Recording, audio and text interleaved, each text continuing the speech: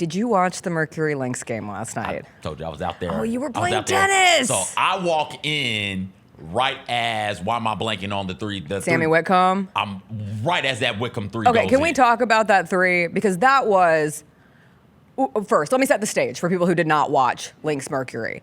The Mercury were down 20 points with 6 minutes left in the third quarter. Down 20 on the road to the undoubtedly number one team in the WNBA all season long. And they claw back. They're down 3 with 15 seconds left. And this is where you see an opportunity, and we have the video of it from last night, as the Mercury end up having the ball. Sami Whitcomb is going to end up with the ball. Maybe we don't have the video. Let me, here we go. All right, Sami Whitcomb puts the shot up. Courtney Williams in the face. That's an air ball. Maybe Williams touched a bit of it. I don't think so. It looked like a whiff. But they get it back to Whitcomb, and she takes it again, and she makes it. And to not let the air ball phase you in that scenario is a pretty impressive shot from Sami Whitcomb. And they go on to outscore the Lynx 10-4 in overtime, complete the third largest comeback in WNBA playoff history, tied for the largest road comeback in WNBA playoff history. But there were a lot of big shots for that Mercury team last night.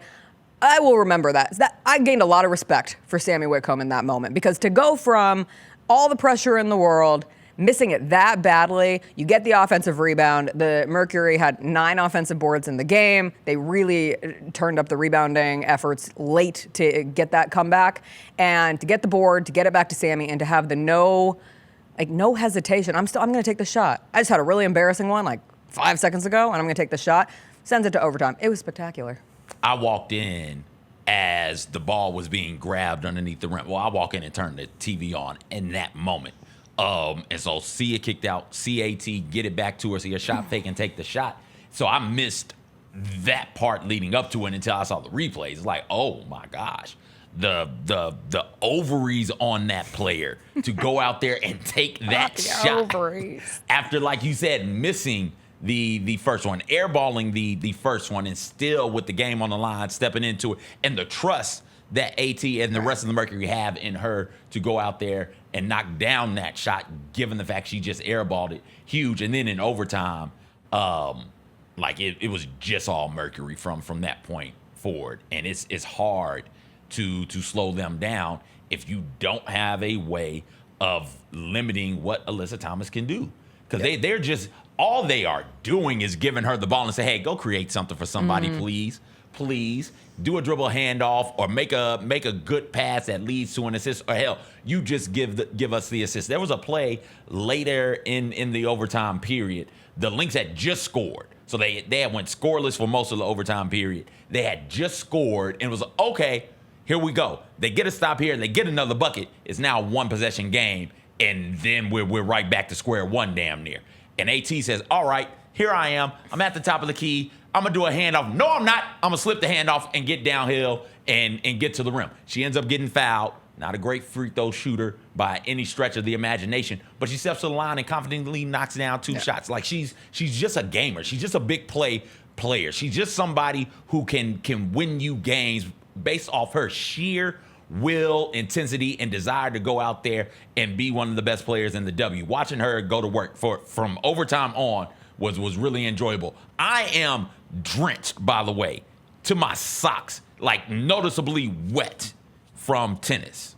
I can't sit down on the couch because the wife won't let me sit on the couch when I'm this way, but I don't want to leave and go change clothes, take a shower, because I want to watch this game and see how it all transpires. So what's the Dalmatian puppy from 101 Dalmatians? The one who's always up on the TV. I was that one. I'm going to figure it out. Is it Pugsley?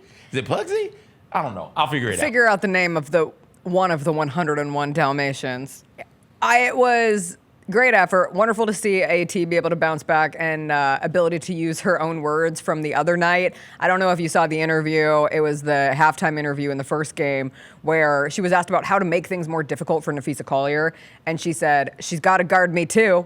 And then she only had 2 points in the second half of the game, so it didn't age particularly well. But then last night, it was like, oh yeah, I'm Alyssa Thomas, and I was very much an MVP contender. 19 points, 13 assists, 8 rebounds. You had 5 threes from Sabally, which were huge. They made 13 threes. Like, the biggest reason Mercury made their threes this time around, they I'm short on saying forced a lot of turnovers because the Lynx also shot themselves in the foot many, many a times. A lot of self-inflicted wounds. From what I read, that third quarter was where looked like they forgot how to play basketball. Apart. 6 straight possessions, I think, with turnovers or something like that. Yeah, and I think it was like a 12-0 run for the Mercury that really kick-started the comeback. Huge implications, though, CJ, of last night's win because the Jonas Brothers had to change their show in Phoenix this weekend because the Mercury have now forced Game 4. Favorite Jonas Brothers song? Year 3000. Okay, all right. Not much has changed, but they live underwater. And your great-great-great-granddaughter is really fine. Not doing fine. Disney made them change the lyrics. It's really fine. Did I go to a Jonas Brothers concert as a joke? Yes. Did I actually really enjoy it? Also, yes. Right. Jordan Sparks opened for them. What? Yeah. No Air and the Joe Bros. And now they have to change their show. I'm like, why? Why not believe in your team? Why was this show scheduled during the postseason where you had a potential opportunity to host a home playoff game? Anyway, besides the point, they have to move. Scoot. I couldn't name a new Jonas Brothers song, though. I was trying to think of a recent. What's the one with him being real creepy and all oddly stalkerish? Jealous. To get jealous. Oh, yeah, there's also I'm a sucker for you. There's some song called Waffle House. Ooh. Is it about fighting? I don't know. Is that about doing meth what in a the man bathroom? gotta do. Oh, Burning Up was that. Oh, I remember Burning Up. For you, baby. I'm thinking. In honor of the Jonas Brothers, they should only be playing Jonas Brothers songs in arena during the game.